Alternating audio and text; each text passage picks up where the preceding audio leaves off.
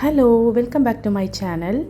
എല്ലാവരും സുഖമായിട്ടിരിക്കല്ലേ? ഞാനും സുഖമായിട്ടിരിക്കുകയാണ്. അപ്പം നമ്മൾ ഇന്ന് ഒരു മീൻ കറിയും മീൻ വറുത്തതും കുറച്ച് സമയം കൊണ്ട് ഉണ്ടാക്കുകയാണ്.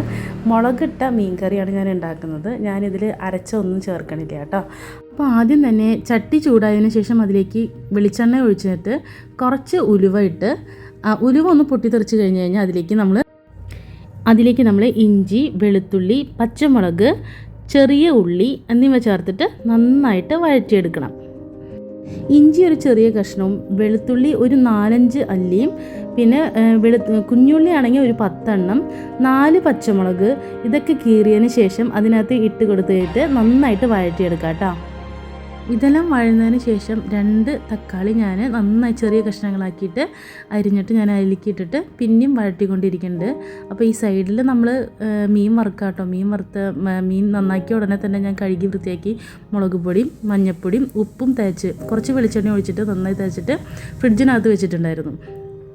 ഇനി നമ്മുടെ മീൻ കറിക്ക് ആവശ്യമായിട്ടുള്ള പൊടികൾ എന്താണെന്ന് വെച്ച് കഴിഞ്ഞാൽ മഞ്ഞൾപ്പൊടി, കാശ്മീരി മുളക് പൊടി 3 സ്പൂണ്, 1 സ്പൂണ് സാധാരണ എരിവുള്ള മുളക് പൊടി.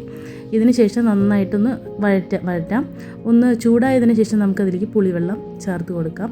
പുളിവെള്ളം ഒന്ന് നന്നായി തിളയ്ക്കുമ്പോൾ നമുക്ക് കുറച്ച് കറിവേപ്പില ഇട്ട് കൊടുക്കാം.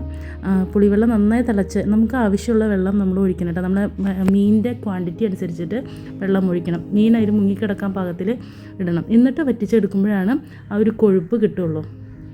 അങ്ങനെ മീൻ എല്ലാതും നിരത്തി വെച്ചതിന് ശേഷം ഈ ചട്ടി ഒന്ന് ഇളക്കി കൊടുക്കുക. അപ്പോൾ അതിൻ്റെ വെള്ളം എല്ലാം അതിൻ്റെ മേലേക്ക് പതുക്കെ കയറും. പിന്നെ നമ്മൾ നന്നായിട്ട് വേവാനായിട്ട് സമയം കൊടുക്കുക.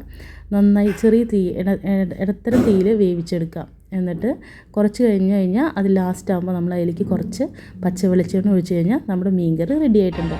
ഈ സമയം ഇതേ സമയത്ത് തന്നെ നമ്മുടെ മീൻ വറുത്തതും കറക്റ്റായിട്ട് വെന്ത് കിട്ടിയിട്ടുണ്ടാവും. അപ്പോൾ നമുക്ക് നല്ല രീതിയിൽ ചോറുണ്ണാം. അപ്പോൾ നെക്സ്റ്റ് വീഡിയോയിൽ കാണാം. ബൈ.